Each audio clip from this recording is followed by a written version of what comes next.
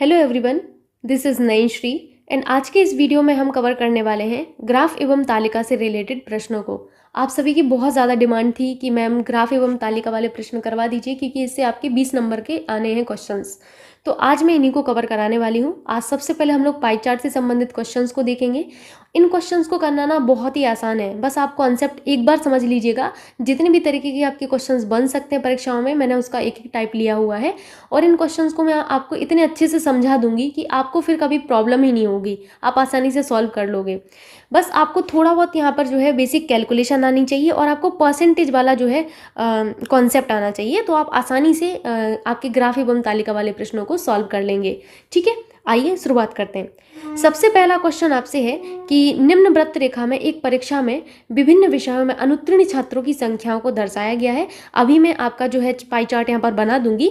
अनुत्तीर्ण छात्रों की संख्या कितनी दी गई है, तो अनुत्तीर्ण छात्रों की कुल संख्या 500 है। इनका अध्ययन करके नीचे दिए गए प्रश्नों के उत्तर दीजिए। तो सबसे पहले मैं यहाँ पर आपको पाई चार्ट बना देती हूँ।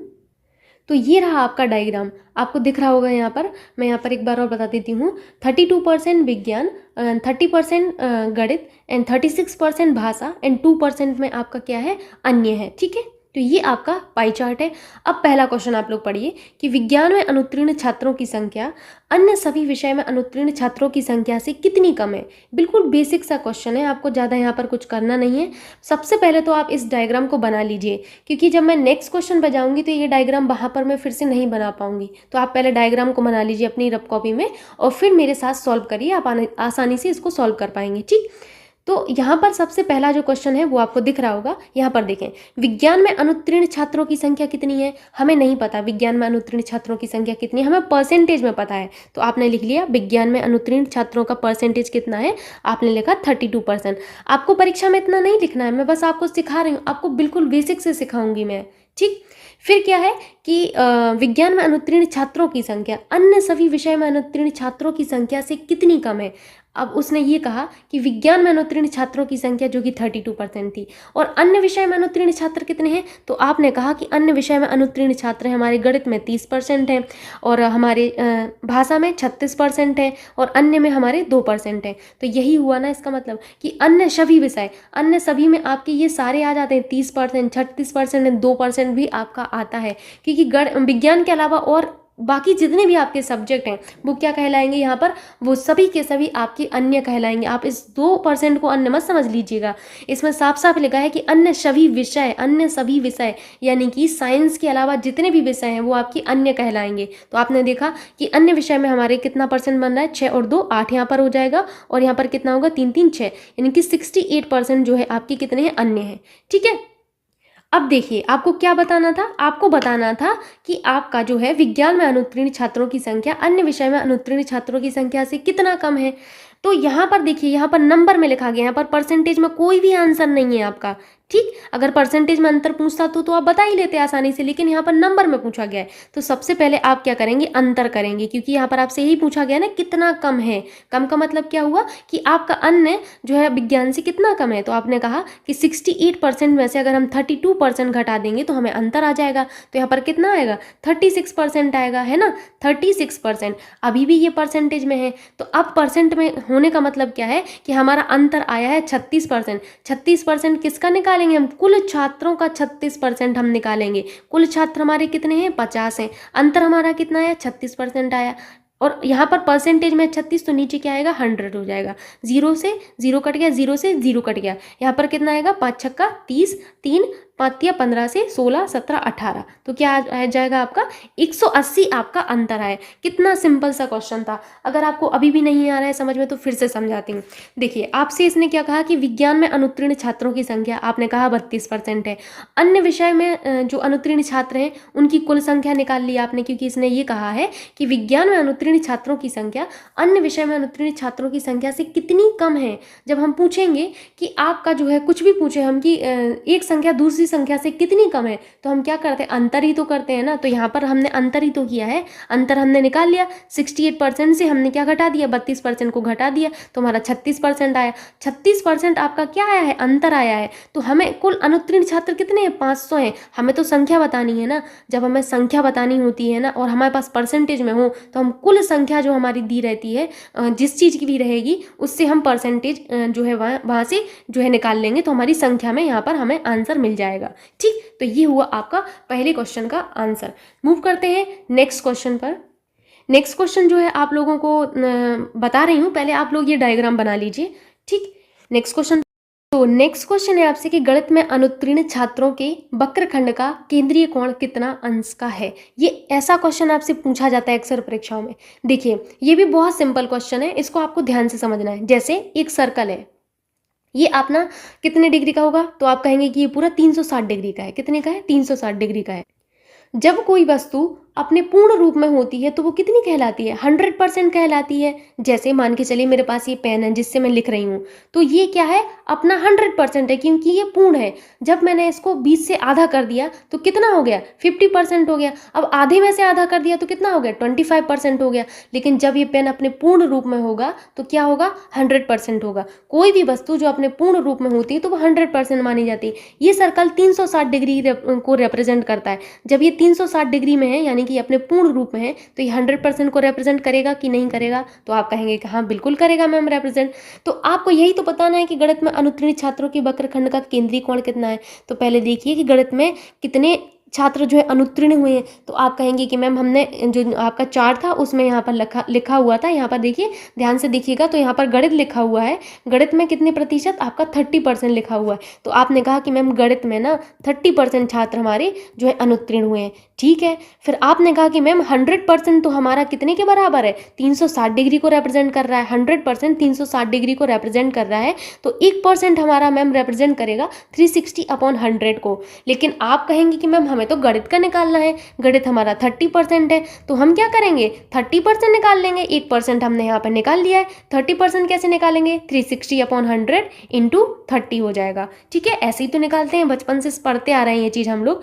100 में जीरो जो है, इससे आपका ये वाला जीरो कट गया, इससे ये कट गया, 3 18, 1 3 त्रिका 9 और 1 कितना हो जाएगा, 10 हो जाएगा। तो यहाँ पर आपने देखा कि यहाँ पर 108 डिग्री जो है आपका आंसर आ गया। मैच करिए, आपका फोर्थ ऑप्शन बिल्कुल मैच हो रहा है। तो कितना सिंपल सा क्वेश्चन है, आपको कुछ दिमाग ही नहीं लगाना है, बस मैं आपको जिस कॉन्सेप्ट से करा रही हूँ ये कॉन्सेप्ट आपको ध्यान रखना है। हर एक क्वेश्चन को इसी कॉन्सेप्ट से आपको करना है। ठीक है, जब कभी भी आपसे केंद्रीय कोण पूछा जाए तो पहले ये देखिए कि आपका 360 हमारा रिप्रेजेंट कर रहा है 100% को। जितने परसेंट की आपको वैल्यू निकालनी हो तो आप निकाल लेंगे कि हमारा गणित में 30% था, 100% हमारा 360 डिग्री है, तो हमें निकालना कितना था, हमें निकालना था 30%। तो हमने पहले 1% निकाला, फिर हमने 30% निकाला। सिंपल है।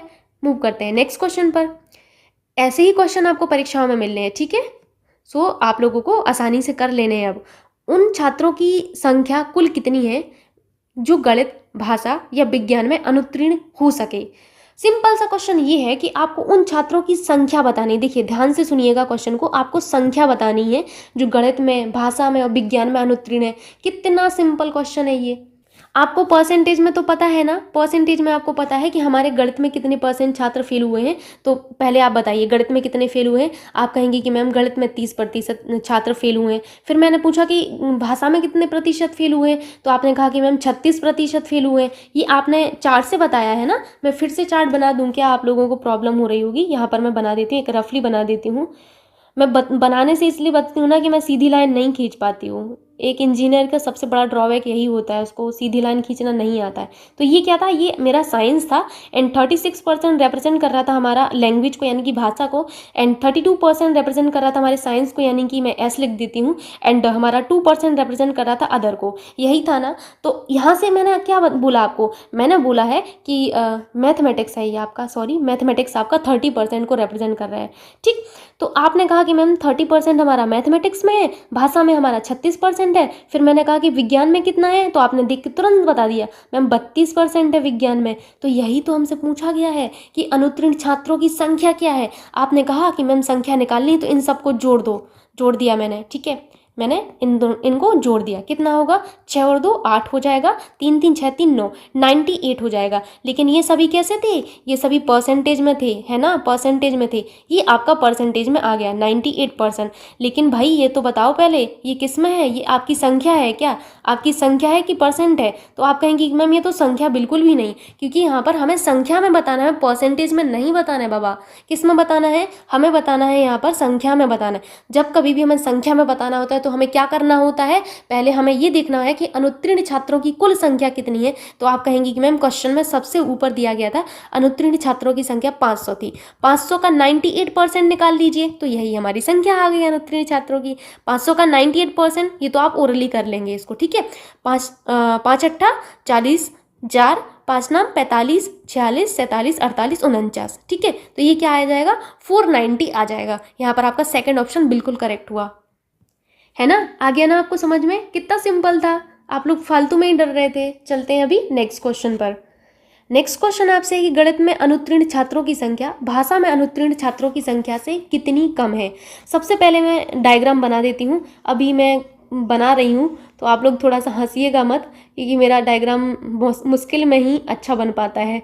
तो यहाँ पर आप लोगों को डायग्राम अब दिख रहा होगा, ठीक।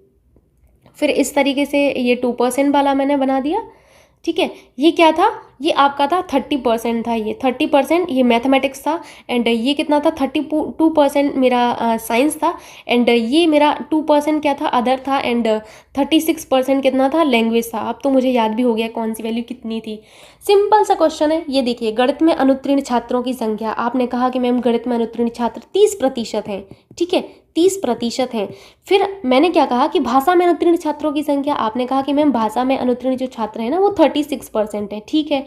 अब इन्होंने बोला है कि गणित में अनुत्तीर्ण छात्रों की संख्या भाषा में अनुत्तीर्ण छात्रों की संख्या से कितनी कम है। तो आप कहेंगे कि मैम अगर हम 36% में से 30% घटा देना तो ये निकल आएगी वैल्यू। तो आपने कहा कि मैम 6% आया है। लो 6% तो किसी भी ऑप्शन में नहीं है, क्योंकि ये परसेंटेज में है भाई, हमें निकालना है संख्या। संख्या कैसे निकलती है, आपको मैंने शुरुआत में बताया था कि अनुत्तीर्ण छात्रों की संख्या आपको दी गई थी, कितनी दी गई थी, अनुत्तीर्ण छात्रों की अनुत्तीर्ण छात्रों की संख्या, तो अनुत्तीर्ण छात्रों की संख्या हमें दी गई थी कितनी, 500 दी गई थी। अब इसी 500 का 6% निकाल लीजिए। अभी इतना तो आपको आता होगा कि 6% कैसे निकालता है, नीचे 100 कर देंगे, 0 से 0 कट गया, इस 0 से 0 ये आपके कट गए, तो क्या क्या क्या हो गया यहाँ पर 6 पंचे 30 हो जाएगा, यानी कि आपका थर्ड ऑप्शन एकदम करेक्ट हुआ। कितना सिंपल है, अंतर किया, फिर हमें यहाँ पर परसेंटेज में तो बताना नहीं था, हमें संख्या बतानी थी, और हमें संख्या दी गई थी, कुल संख्या हमें दी गई थी 500, ठीक है। तो आपको ये भी समझ में आ गया होगा। अभी चले नेक्स्ट क्वेश्चन पर। नेक्स्ट क्वेश्चन है आपसे कि गणित व भाषा में अनुत्तीर्ण छात्रों का प्रतिशत कितना है। तो अभी मैं डायग्राम नहीं बना सकती, अब आप लोग बताइए गणित में कितना है, मुझे तो याद भी हो गई वैल्यू। गणित में थे 30% छात्र फेल, और भाषा में कितने प्रतिशत फेल थे, 36% जो है छात्र फेल थे, कितने 36% फेल थे। तो उन्होंने यही तो पूछा है कि गणित व भाषा में अनुत्तीर्ण छात्रों का प्रतिशत कितना है। आपने कहा कि मैम ये तो बहुत सिंपल हो गया, इसमें तो हमें कुछ करना ही नहीं पड़ा, ये कितना होगा 6 यानी कि 66% आपका हो गया। यहाँ पर आपसे परसेंटेज पूछा गया था, सो एज इट इज़ आपका आंसर सही हो गया। यहाँ पर आपसे संख्या नहीं पूछी गई थी, तो आपको परसेंटेज जो है उसी से काम चल गया, आपको वैल्यू नहीं बनानी पड़ी यहाँ पर, ठीक। तो आपको ये समझ में आ गया होगा क्वेश्चन। अभी मूव करते हैं नेक्स्ट क्वेश्चन पर। नेक्स्ट क्वेश्चन भी सिंपल ही है, बस आपको ज़्यादा देखिए, पहली तो ये कि स्ट्रेस नहीं लेना है आप लोगों को, जो पढ़ा रही हूँ बस उसी को पढ़ते जाइए, कॉन्सेप्ट आप याद रखिए, आप आसानी से कर लेंगे, ठीक है। नेक्स्ट क्वेश्चन आपसे है, इसको ध्यान से पढ़िएगा। निम्नलिखित वृत्त रेखा में एक नगर में एक मकान के निर्माण में खर्च को दर्शाया गया है, ठीक है। तो इसमें खर्चा दर्शाया जाएगा एक पाई चार्ट में, और इसका अध्ययन करें और दिए गए प्रश्नों का आप उत्तर दें। आप कहेंगे मैम पाई चार्ट तो यहाँ पर दिख नहीं रहा है, तो मैं बना रही हूँ अभी, ठीक है। तो आप लोगों को देखो मैंने पाई चार्ट बना दिया, अभी आप इसको ध्यान से बना लीजिए अपनी कॉपी में। मैं इसको एक बार आपको रीड करके बता देती हूँ। 72 डिग्री सीमेंट, 54 डिग्री ईंटें, 108 डिग्री विविध, एंड 90 डिग्री आपका मजदूरी, एंड 36 ये 36 लिखा हुआ है, ठीक है, 36 डिग्री इस्पात। अब यहाँ पर आपसे पूछा गया है कि कुल खर्च का औसत खर्च किस मद में हुआ है। क्वेश्चन क्या है, कुल खर्च का औसत खर्च किस मद में हुआ है। सबसे पहले तो आप लोग जो है यहाँ पर क्या निकालेंगे, औसत खर्च का संगत कोण आप निकालेंगे। क्या निकालेंगे, औसत खर्च का संगत कोण, क्योंकि यहाँ पर देखिए परसेंटेज में नहीं, यहाँ पर डिग्री में है, तो यहाँ सारा काम कैसे होगा, संगत कोण में होगा। तो आप यहाँ पर क्या करेंगे, औसत खर्च का संगत कोण। ठीक है, औसत खर्च का संगत कोण आप कैसे कैलकुलेट करेंगे, आप कैलकुलेट करेंगे 360 आपका पूरा होता है। ठीक है, और कितनी आपकी फील्ड है, 1 2 3 4 5, तो 5 से हम क्या करेंगे, डिवाइड कर देंगे, तो कितना आ जाएगा, यहाँ पर हमारा आ जाएगा 72 डिग्री। देखिए अभी आपको नहीं समझ में आ रहा होगा, मैं समझा देती हूँ। देखिए जब कभी आपका परसेंटेज में आपका क्वेश्चन हो तो आपको परसेंटेज में रहना है, ठीक है, लेकिन यहाँ तो परसेंटेज में नहीं दिया गया है ना, तो हम क्या करेंगे, या तो हम इस चीज़ को परसेंट में कन्वर्ट कर लें, लेकिन इतना टाइम हमारे पास नहीं रहता है कि हम डिग्री को पहले परसेंट में कन्वर्ट करें, फिर हम अलग अलग वैल्यू पुट करें, फिर हम अपना आंसर कैलकुलेट करें। तो अच्छा यही है ना कि अगर यहाँ पर डिग्री में है तो हम इसको डिग्री में ही ट्रीट करें, परसेंट में है तो हम परसेंट में ही ट्रीट करें। आ गया ना आपको समझ में। अब देखिए औसत कैसे निकलता है, औसत के लिए हम सभी को जोड़, अगर हमारी यहाँ पर 2 राशियाँ हैं, मान के चलिए 2 राशियाँ 3 राशियाँ हैं, मैंने कहा ये 2 है, ये 4 है, ये 6 है, तो इनका औसत कैसे निकालते हैं, आप कहेंगे कि मैम सबको जोड़ दीजिए और नीचे भाग कर दीजिए। किससे भाग करें हम, 1 2 3, तो 3 से भाग कर दीजिए, जो आएगा आपका यही हमारा एवरेज यानी कि औसत बनेगा, है ना। तो इसमें भी तो मैंने यही किया है, इस डायग्राम में औसत कैसे निकाला है मैंने, औसत निकाला इन सबको जोड़ के, तो इन सबको जोड़ेंगे तो 360 डिग्री आएगा भाई। आप लोग जोड़ के देख लीजिए, अगर आपको विश्वास ना हो तो। आपने जोड़ लिया होगा, आप कहेंगे मैम इन सभी को जोड़ने पर 36 डिग्री को, 72 डिग्री को, 54 डिग्री को, 108 डिग्री को एंड आपका 90 डिग्री, इन सभी को जोड़ने पर मैम 360 ही आ रहा है। तो आपने बिल्कुल सही कहा, तो यही तो मैंने किया है कि औसत खर्च निकालने के लिए मैंने क्या किया है, 360 टोटल डिवाइडेड बाई जितनी फील्ड होती है उससे हम भाग कर देते। कितनी फील्ड है, 1 2 3 4 5, 5 फील्ड थी, मैंने 5 से डिवाइड कर दिया, कितना आया, 5 से डिवाइड करने पर 72 डिग्री आया। अब आप क्वेश्चन को देखिए, आपसे क्या पूछा गया था, कुल औसत खर्च का किस मद में हुआ है, कुल खर्च का औसत खर्च किस मद में हुआ है। औसत खर्च आपका कितना आया है, आपने कहा मैम 72 डिग्री है, 72 किस में हुआ है आप बताइए। आपका 36 डिग्री इस्पात में हुआ है, 72 डिग्री सीमेंट में हुआ है, मैच हो गया ना, सीमेंट में ही तो हो रहा है ना 72 डिग्री, तो ये आपका आंसर करेक्ट हुआ सेकंड वाला। मूव करते हैं नेक्स्ट क्वेश्चन पर, जो कि आपका सिंपल सा ही क्वेश्चन है। क्वेश्चन है आपसे, इस्पात इस्पात, एक इस्पात को आप काट दीजिए, 2 बार हमें ज़रूरत नहीं है भाई। इस्पात सीमेंट ईंट पर हुए खर्च का अनुपात कितना है। Again very simple question. देखिए अब आप डायग्राम को देखिए, सबसे पहले मैंने कहा था बना लीजिएगा आप लोग। इस्पात में आपका कितने डिग्री था, इस्पात में आप कहेंगे कि मैम देख के बताइए आप लोग, 36 डिग्री है। सीमेंट में आपका कितना डिग्री है, तो आप कहेंगे कि मैम सीमेंट में हमारा 72 डिग्री था। ईंट में कितना डिग्री था, तो आपने ईंट में देखा होगा, ईंट में था आपका 54 डिग्री था।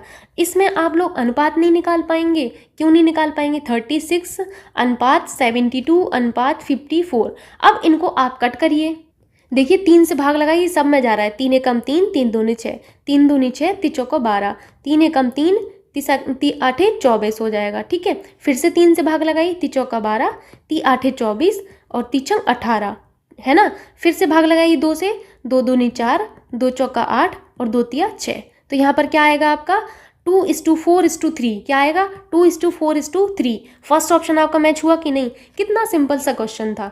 नेक्स्ट क्वेश्चन पर चलें। अभी नेक्स्ट क्वेश्चन है आपका कि सबसे ज़्यादा खर्च का प्रतिशत क्या है। अब देखिए यहाँ पर इन्होंने खेल कर दिया, खेल इन्होंने ये किया है कि डिग्री में हमें वैल्यू दी गई थी, अभी हमसे परसेंट में चाह रहे हैं आंसर। तो ये भी आसानी है, पहले आप लोगों को मैं डायग्राम बनाकर बता देती हूँ तो आप लोगों को समझ लगेगा। ठीक है, कुछ इस तरीके से आपका डायग्राम था, मैं कोशिश कर रही हूँ और मुझे बिल्कुल पूरी उम्मीद है कि मैं सफल होंगी।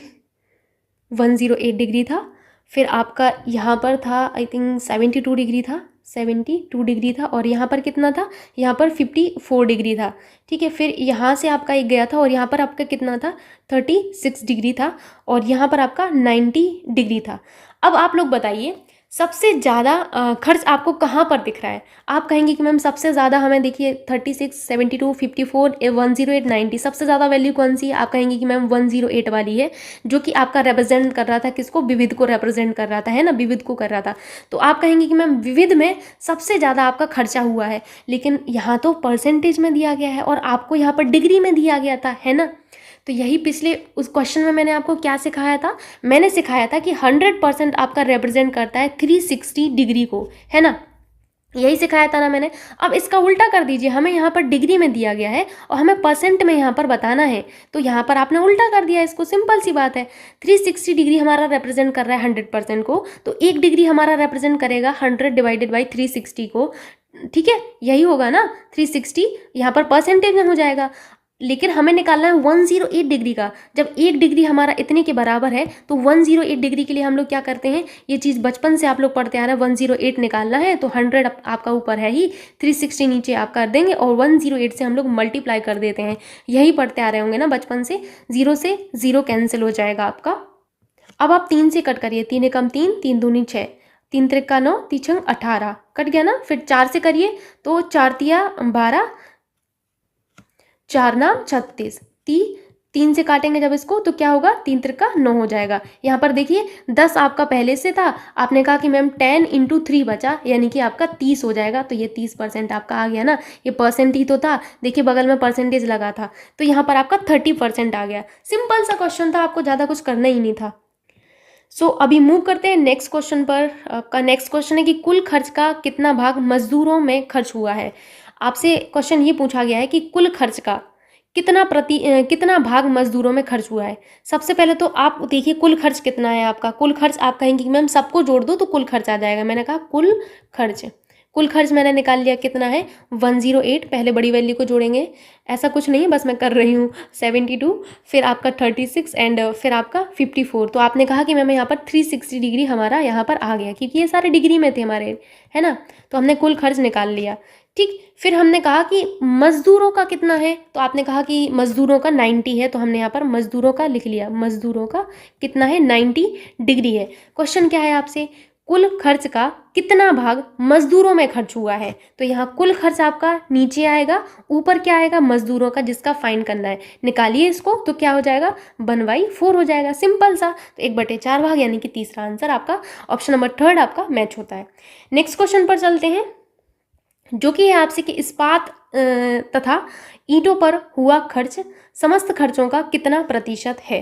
ये भी सिंपल सा क्वेश्चन है कि इस्पात तथा ईंटों पर हुआ खर्च कितना प्रतिशत है आपका।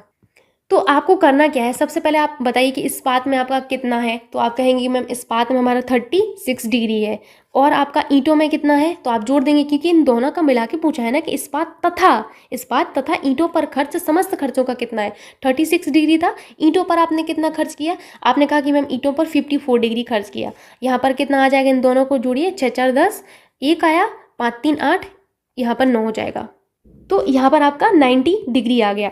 आपसे पूछा क्या है, आपसे पूछा है इस्पात तथा ईंटों पर हुआ खर्च समस्त खर्चों का। समस्त खर्च कितने हैं, आपने कहा कि समस्त खर्च, अभी अभी मैंने लिखा है समस्त खर्च या कुल खर्च, एक ही बात होती है ना। तो कुल खर्च कितना था आपका, 360 डिग्री था ना, अभी अभी फाइंड करके आए हैं पिछले वाले क्वेश्चन में। तो आपने कहा कि मैम 360 डिग्री था। हमें क्या फाइंड करना है, हमें करना है इस्पात तथा ईंटों पर हुआ खर्च समस्त खर्चों का। तो समस्त खर्च कहाँ आएंगे, नीचे आएंगे, और इस्पात तथा ईंटों का खर्च कहाँ आएगा, ऊपर आ जाएगा। और आपको परसेंटेज निकालना है, देखिए प्रतिशत निकालना है। प्रतिशत निकालना है तो हम सिंपल सा क्या करेंगे, 100 से मल्टीप्लाई कर देंगे। तो यहाँ पर आपको फिर कैलकुलेट करना होगा इसको। तो यहाँ पर 0 से 0 कैंसिल हुआ आपका, यहाँ पर क्या हो जाएगा 900/36। तो यहाँ पर आपका कितना आएगा, 25% आ जाएगा। करके देखिए आप लोग, 25% आ रहा है, ठीक है। तो यहाँ थर्ड ऑप्शन आपका मैच होता है। कितना सिंपल सा क्वेश्चन था। मूव करते हैं नेक्स्ट क्वेश्चन पर, जो कि आपका एक नया क्वेश्चन है। क्वेश्चन आपसे है कि निम्नलिखित पाई चार्ट कर्मचारी आयोग कोलकाता के 1400 अधिकारियों के लिए परिवहन माध्यमों को दर्शाता है। चार्ट का अध्ययन कीजिए एवं प्रश्नों का उत्तर दीजिए। अब आपसे ये क्वेश्चन था जो कि मिक्स हो गया है, सो यहाँ पर आप क्वेश्चन कर लीजिएगा यहाँ के बाद से, ठीक है। बॉर्डर बना लीजिएगा। परिवहन माध्यमों के रूप में प्रयुक्त दुपहिया वाहनों और कारों का अनुपात क्या है। तो पहले तो मैं डायग्राम बना देती हूँ। डायग्राम अभी बना रही हूँ मैं। तो ये डायग्राम मैंने बना लिया है अभी मैं इसको पढ़ के बताती हूँ आपको। 36% रेलगाड़ी, 20% बस एंड 21% कार एंड 15% दोपहिया वाहन लिखा है ये, 8% मेट्रो ट्रेन। अब आप क्वेश्चन को पढ़िए ध्यान से। क्वेश्चन आपका है कि परिवहन माध्यमों के रूप में प्रयुक्त दोपहिया वाहनों और कारों का अनुपात क्या है। देखिए सिंपल सा, आपको कुछ नहीं करना है। आप देखिए पहले दोपहिया वाहन कितना है, दोपहिया वाहन वाले ब्लॉक में देखिए और बताइए कितनी वैल्यू लिखी है। तो वैल्यू दोपहिया वाहन में लिखी है 15% आपका लिखा है। कारों का अनुपात कितना है, सॉरी कारों का आपका जो है वैल्यू कितना है, तो आपने देखा कार वाले में कितना लिखा हुआ है, कार आपका कहाँ पर है 21% लिखा है। सो आपने लिखा 21% आपने लिखा है। देखिए जब भी हम अनुपात कैलकुलेट करते हैं, अगर हमारा जो वैल्यू है वो सेम राशि में है तो हमें कोई मेहनत ही नहीं करनी है। ये भी परसेंटेज में है और ये भी परसेंटेज में है, तो हम अनुपात निकाल ही लेंगे, क्या इसमें प्रॉब्लम है। अगर ये परसेंट में होता, ये वैल्यू में होता, तब प्रॉब्लम होती कि हमें या तो इसको वैल्यू में बनाना पड़ता या फिर हमें इसको परसेंटेज में बनाना होता। समझ रहे हैं आप? आपको मैं समझाती हूँ एक एग्जाम्पल के थ्रू। मान के चलिए यहाँ पर 15% होता और यहाँ पर 21 होता और आपसे कहा जाता कि इनका अनुपात बताइए, तो फिर आपको यहाँ पर प्रॉब्लम हो जाती। आपको या तो इस 21 को जो है परसेंटेज में बनाना पड़ता, इसके लिए आपको कुल वैल्यू दी जाती, ठीक है, या फिर आपको इस 15 को सिंपल वैल्यू में बनाना पड़ता। दो तरीके होते हैं, ठीक है। लेकिन यहाँ पर देखिए दोनों में आपका परसेंटेज है, तो अब अनुपात निकालना तो कितना सिंपल हो गया ना। दोपहिया वाहन आपका पहले आएगा, तो आपने लिखा मैम 15% लिख दीजिए। फिर आपने कहा कि मैम कारों का अनुपात हमारा बाद में आएगा क्योंकि कार बाद में लिखा हुआ है, सो 21% लिख दीजिए। 3 से कट करिए, 3×5 = 15, 3×7 = 21, तो 5:7 आपका आ गया। अभी ऑप्शन पर चलिए तो आपको समझ आ जाएगा। 5:7 आपका मैच हो रहा है ना, थर्ड ऑप्शन आपका करेक्ट है। सो अभी चले नेक्स्ट क्वेश्चन पर। मुझे ऐसा लग रहा है कि आप लोगों को समझ में आ रहा होगा, और अगर नहीं आता है ना समझ में, सो प्लीज़ आप लोग कमेंट बॉक्स में बता दीजिएगा। मैं फिर से इस टॉपिक को पढ़ा दूंगी, मुझे कोई प्रॉब्लम नहीं है, बस आपको समझ आना चाहिए और आपका एग्जाम में क्वेश्चन सॉल्व होना चाहिए। ये इससे फ़र्क नहीं पड़ता है कि मैं कितना परेशान होने, आप इस चीज़ का बिल्कुल परवाह मत किया करिए, आप बिंदास पूछा करिए, ठीक है।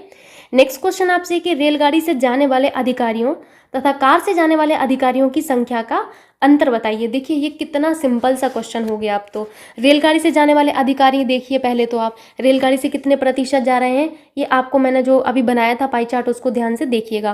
मैं फिर से बना देती हूँ। देखिए मैं आप लोगों के लिए कितना कर रही हूँ, इतनी बार डायग्राम बनाती हूँ। आप एक छोटा सा काम कर दिया करिए, वीडियो को लाइक कर दिया करिए। और 20% आपका कितना है, 20% आपका रिप्रेजेंट करता है बस को। मैं सही लिख रही हूँ ना, तो देख लीजिएगा एक बार आप लोग। एंड 36% आपका रिप्रेजेंट कर रहा था आपकी रेलगाड़ी को, एंड आपका 8% रिप्रेजेंट कर रहा था आपकी किसको, मेट्रो को रिप्रेजेंट कर रहा था, मेट्रो को। एंड यहाँ पर 15% आपका रिप्रेजेंट कर रहा था दोपहिया वाहन को, ठीक है। तो दोपहिया, और ये 8% आपका क्या था, ये आपका मेट्रो को रिप्रेजेंट कर रहा था। अब ध्यान से देखिए, क्वेश्चन को पढ़िए।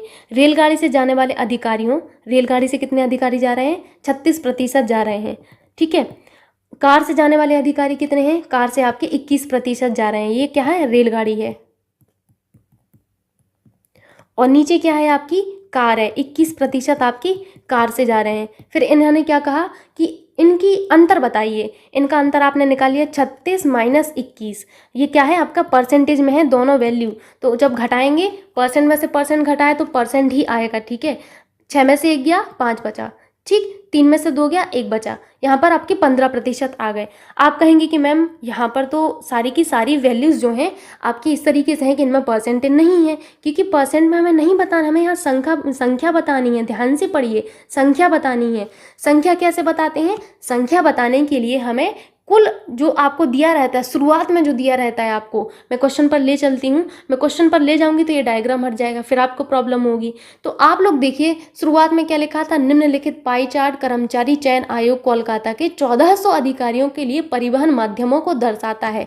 लिखा था ना, कितने अधिकारियों को दर्शाता है, 1400, 1400 अधिकारियों को दर्शाता है। तो इसी कुल संख्या से आपको जितना भी खेल करना है ना, इसी के साथ करना है। तो इसका आपको 15% निकाल लेना है, 15% आपको निकाल लेना है। तो आप निकालेंगे तो यहाँ पर आपका कितना आएगा, 15 चौको कितना होगा, 60 होगा, 6 होगा, 15 एकम 15, और 6 कितना होगा, 15 और 6 21 हो जाएगा, ठीक है। तो यहाँ पर क्या आ जाएगा, आपका 210 होगा, यानी कि फर्स्ट ऑप्शन आपका करेक्ट हुआ। देखिए मैं इसको फिर से समझाती हूँ, डोंट वरी। सबसे पहले आपसे क्या कहा गया कि रेलगाड़ी से जाने वाले अधिकारियों तथा कार से जाने वाले अधिकारियों की संख्या का अंतर बताइए। आपको परसेंटेज में दी गई थी वैल्यू। हाँ, तो आपने कहा रेलगाड़ी से जाने वाले 36% हैं, कार से जाने वाले मैम हमारे 21% हैं। हमने अंतर निकाला तो 15% आया। हमें प्रतिशत में जवाब नहीं देना है, हमें संख्या में देना है।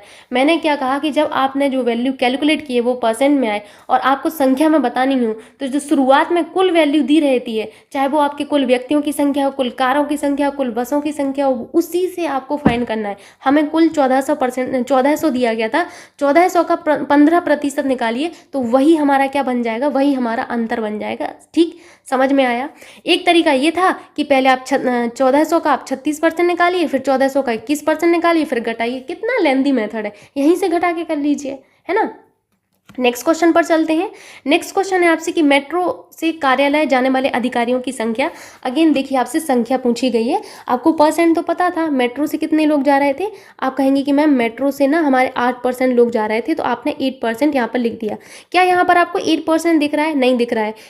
यहाँ पर आपसे संख्या पूछी गई है। क्या पूछी गई? संख्या। मैंने क्या कहा, अगर आपका परसेंट में दिया है, संख्या आपसे पूछी जाए तो हमें कुल पर जाना है। कुल हमारा कितना था?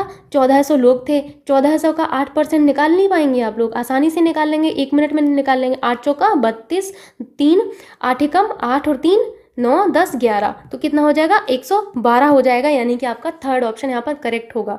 कितने बेसिक से मैं आपको करवा रही हूँ, आई होप आपको समझ में आ रहा होगा। ठीक है, मूव करते हैं नेक्स्ट क्वेश्चन पर, जो कि है आपसे कि कार से कार्यालय जाने वाले अधिकारियों की संख्या। Again very very simple question. इसमें देखिए, आपसे पूछा गया है कार से कार्यालय जाने वाले अधिकारियों की संख्या। पहले ये बताइए आप लोग, जो आपका पाई चार्ट था उसमें देख के बताइए कि कार से कार्यालय कितने लोग जा रहे हैं। आपने कहा कि मैम 21% लोग जो है हमारे कार से जाने वाले हैं। हमें क्या निकालनी है? हमें निकालनी है संख्या, निकालनी है भाई। हमें परसेंटेज में नहीं निकालना होता है। अगर परसेंटेज में पूछा जाएगा ना, तो यहाँ अलग से लिखा रहता है कि प्रतिशत में कितने लोग कार से जा रहे हैं। कार से कार्यालय जाने वाले अधिकारियों का प्रतिशत कितना है? 21% है। कार से जाने वाले अधिकारियों की संख्या कितनी है? आप कहेंगे कि मैम अभी अभी आपने बताया कि जब भी हमें संख्या निकालनी होती है हमें कुल देखना पड़ता है। कुल हमारा 1600 था। 1600 का जब आप 21% निकालेंगे, क्योंकि 21% लोग ऐसे हैं जो कार से जा रहे हैं, डिवाइडेड बाई 100, इससे ये कट गया, इससे ये कट गया, 16 एकम 16। ठीक है, 16 एकम 16 हो जाएगा। एक आपका यहाँ पर आया 16 दूनी 32 और एक क्या हो जाएगा? 33 हो जाएगा। यानी कि आपका 336 होगा। करेक्ट कर रही हूँ ना मैं? आप लोग बता भी नहीं रहे हैं कि मैम यहाँ पर 1400 था। वही मैं सोची एक भी ऑप्शन मैच क्यों नहीं कर रहा है। फिर से करिए इसको। 1400 लोग थे, 1600 लोग नहीं थे भाई। ठीक है, अब आपको नीचे 100 लिखना होगा। इससे ये कट गया, इससे कट गया, 14 एकम 14। ठीक है, एक आया आपका 14 दूनी 28 और एक क्या हो जाएगा? 29 हो जाएगा। सो यहाँ पर आपका यही आपका करेक्ट होगा। अब 294 क्या आपका कहीं मैच कर रहा है? फोर्थ ऑप्शन आपका मैच हो रहा है। सो ये क्वेश्चन भी आपको समझ में आ गया होगा। अब एक क्वेश्चन है जो मैंने शुरुआत में लिखा था बट मैंने आपको कराया नहीं, क्योंकि वो हल्का सा मुझे लगा कि टफ है, तो उसको मुझे बाद में कराना चाहिए, पहले बेसिक करवाना चाहिए। सो अभी मूव करते हैं उसी क्वेश्चन पर। सो ये रहा वो क्वेश्चन जो आपका लास्ट क्वेश्चन है। आपसे क्वेश्चन है कि नीचे दिए गए वृत्त रेखा में विभिन्न खाद्य पदार्थों फसलों के अंतर्गत भूमि का विवरण दिखाया गया है।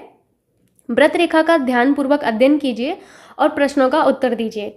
ठीक है, क्वेश्चन आपसे कि यदि बाजरा के अंतर्गत कुल क्षेत्र आपका 300 एकड़ था, तो चावल और जौ, ये जौ नहीं है जौ है, जौ के अंतर्गत मिलाकर कुल क्षेत्र है। देखिए अब मैं आपको चार्ट बनाती हूँ तो आपको क्लियर हो जाएगा। सो ये रहा आपका डायग्राम, इसको मैं पढ़ के बताती हूँ। 72 डिग्री गेहूँ, 72 डिग्री आपका चावल, 99 डिग्री आपका अन्य है, एंड 45 डिग्री आपका मक्का है, एंड 18 डिग्री आपका बाजरा है, एंड 18 ये 18 ही लिखा हुआ, 18 डिग्री ज्वार है, एंड 36 डिग्री आपका जौ को रिप्रेजेंट कर रहा है। डायग्राम को बनाइए सबसे पहले आप लोग और फिर क्वेश्चन को पढ़िए। क्वेश्चन ये था कि बाजरा के अंतर्गत कुल क्षेत्र 300 एकड़ था, तो चावल तथा जौ के अंतर्गत मिलाकर कुल क्षेत्र आपका कितना है। सिंपल सा क्वेश्चन है ये। तो पहले आपको जो दिया गया है आपको उसको लिख लेना चाहिए। आपको क्या दिया गया है? बाजरा के अंतर्गत आपका 300 एकड़ है। बाजरा देखिए, बाजरा को आप उठाकर देखिए, बाजरा आपका कितना है? 18 डिग्री है। बाजरा आपका कितना रिप्रेजेंट करता है? आपने कहा 18 डिग्री रिप्रेजेंट करता है। वो कह रहे हैं ये 18 डिग्री हमारा 300 एकड़ है, क्योंकि यहाँ देखिए बाजरा के अंतर्गत कुल क्षेत्र, बाजरा के अंतर्गत कुल क्षेत्र 300 एकड़ है। यहाँ पर चार्ट में देखिए, इसी 300 एकड़ को 18 डिग्री इन्होंने कहा, यानी कि 18 डिग्री बराबर है आपके 300 एकड़ के, है ना। बात तो यही हुई ना। फिर आपने फाइंड किया कि 1 डिग्री हमारा किसके बराबर होगा, तो आपने कहा 300/18 कर दीजिए, तो ये हमारा 1 डिग्री आ जाएगा। आपने ये फाइंड कर लिया। अब इसने क्या कहा, क्वेश्चन है कि चावल और जौ के अंतर्गत मिलाकर कुल क्षेत्र कितना है। तो आपने कहा कि मैम चावल को जोड़ दीजिए, चावल को, और जौ को जोड़ दीजिए, जौ को। चावल में देखिए कितना है, 72 डिग्री है। जौ में कितना है, जौ में आपका 36 डिग्री है।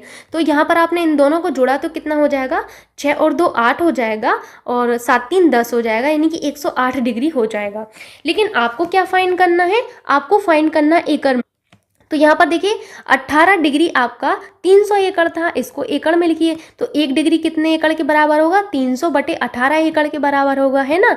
अब 1 डिग्री आपको दिया गया है, तो आप 108 डिग्री नहीं निकाल पाएंगे। अभी भी मैंने सिखाया है आपको कि 1 डिग्री आपका दिया है, तो 108 डिग्री के लिए हम क्या करेंगे, 108 डिग्री के लिए हम क्या करते हैं, 300/18 कर देते हैं, इंटू हम कर देते हैं 108। तो ये हमारा आ जाएगा, एकड़ में आ जाएगा। एकड़ में ही तो आएगा ना, ये एकड़ लिखा हुआ है ना। इसको सॉल्व करिए बस। सबसे पहले क्या करिए, 3 से आप कट करिए, 3 से ये 100 टाइम्स जाएगा, 3 18 होगा।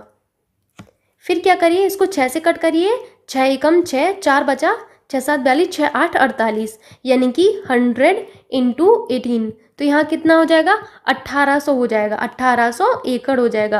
क्या आपका मैच हो रहा है। तो आप कहेंगे कि मैम ये 18 तो मैच हो रहा है, पर ये 1800 नहीं है, क्योंकि यहाँ देखिए आंसर देखिए, ये 100 एकड़ में पूछा है, तो आपका फर्स्ट ऑप्शन करेक्ट होगा, यानी कि 1800 एकड़ हुआ ना। इसका मतलब क्या हुआ, 1800 एकड़, तो ये 1800 एकड़ ही तो है, मैच हो गया। मूव करते हैं नेक्स्ट क्वेश्चन पर। पहले डायग्राम आप लोग बना लीजिए, बहुत प्रॉब्लम होती है बार बार बनाने में। नेक्स्ट क्वेश्चन पर चलते हैं। नेक्स्ट क्वेश्चन है आपसे कि किन 3 फसलों का समूह खाद्य फसलों के अंतर्गत कुल क्षेत्र के 50% से अधिक का योगदान करता है। ये थोड़ा क्वेश्चन जो है अच्छा क्वेश्चन है एक। सबसे पहले क्वेश्चन को जब कभी भी आप ये चार्ट वाले जो क्वेश्चन करते हैं, एटलीस्ट आप 2 से 3 बार पढ़ें इनको ध्यान से, तुरंत करने मत लगिए करिए, पहले पढ़िए इसको ध्यान से। क्वेश्चन क्या है, क्वेश्चन है कि किन 3 फसलों का समूह, आपको बताना है किन 3 फसलों का समूह, ये 3 फसलों का समूह दिया गया है। ऐसे क्वेश्चन को आप ऑप्शन से करेंगे तो आसानी से होगा।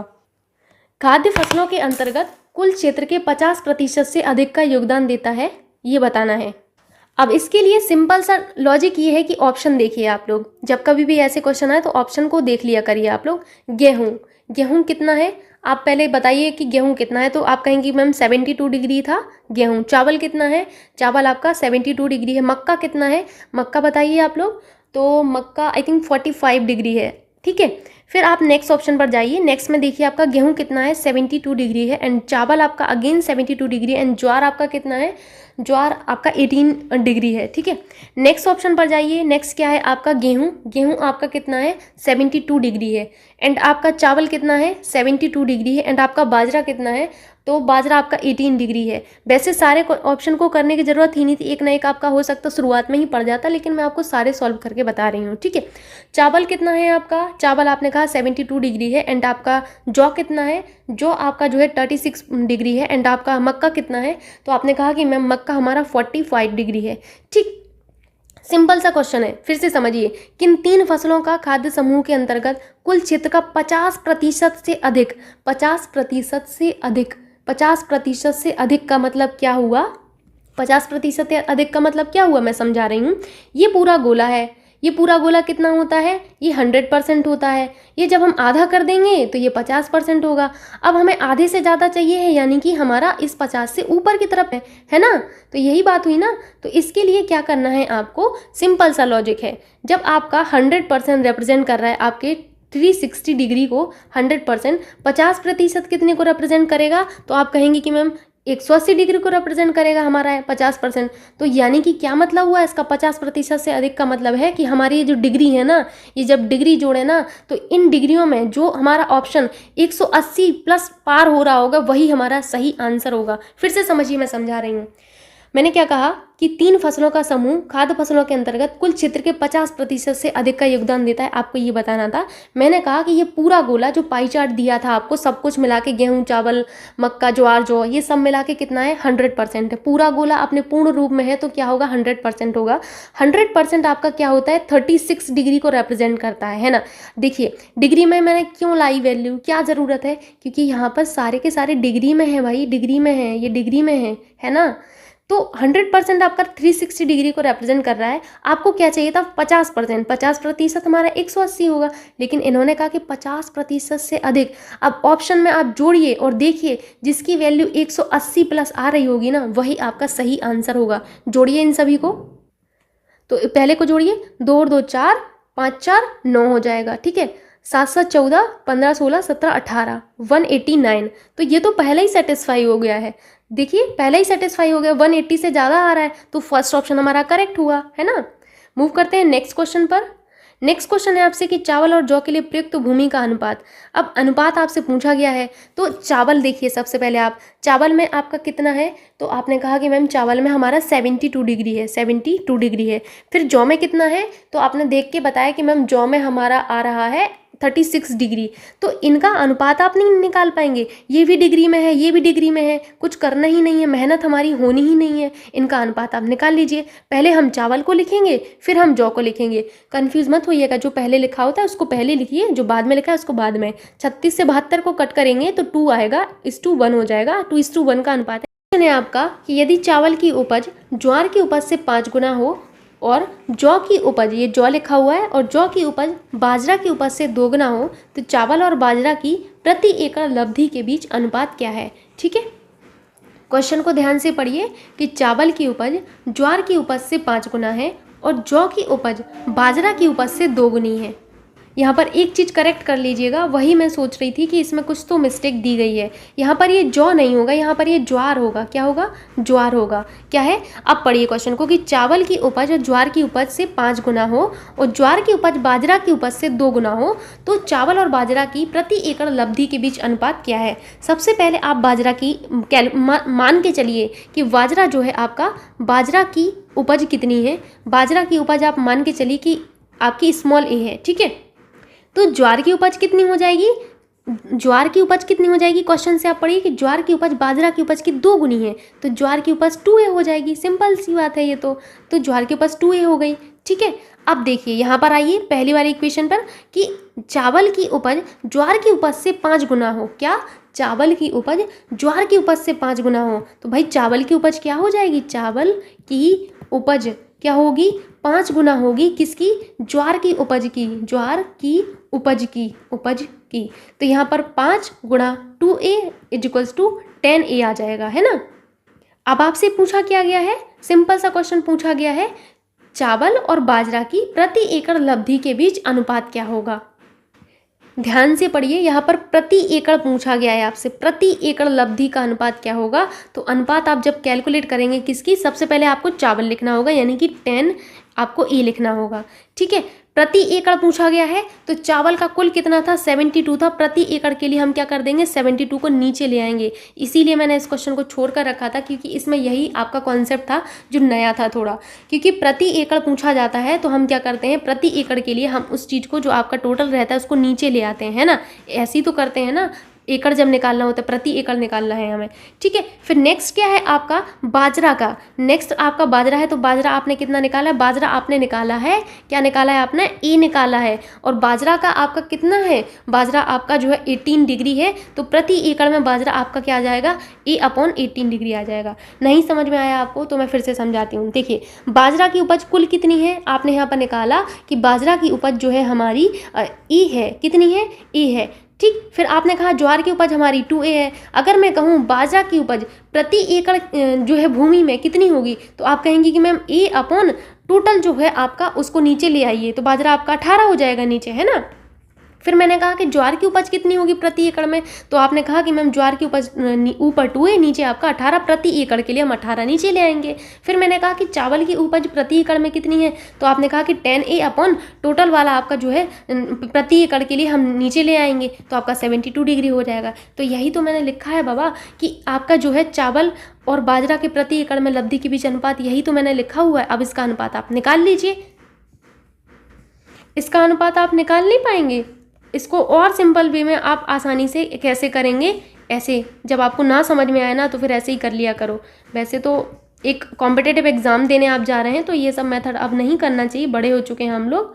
तो ए से ये कैंसिल हो जाएगा, 18 चौक 72 हो जाएगा, यानी कि 10/4 यानी कि 5/2, तो यानी कि 5:2 आपका करेक्ट आंसर होगा। यहाँ पर एक आपका मिस है तो ये आपका 5:2 वाला ही था, तो यहाँ पर सेकंड ऑप्शन आपका करेक्ट हुआ। तो ये था आज का मैथमेटिक्स वाला जो है आपका ग्राफ एवं तालिका से रिलेटेड प्रश्न का वीडियो। आई होप आपको ये वीडियो अच्छा लगा होगा, और इसके बाद का जो आपका वीडियो रहेगा वो आपके ग्राफ एवं तालिका से रिलेटेड ही क्वेश्चंस रहेंगे, और वो मैं जल्दी ही वीडियो बना दूंगी। प्लीज़ वीडियो को लाइक कर दीजिएगा एंड शेयर कर दीजिएगा अपने दोस्तों के साथ, फ्रेंड्स के साथ, और आपका जो भी कोई ऐसा हो व्यक्ति जो तैयारी कर रहा हो तो उसके साथ शेयर कर दीजिएगा। So thank you so much, मिलते हैं नेक्स्ट वीडियो में, तब तक के लिए बाय, टेक केयर।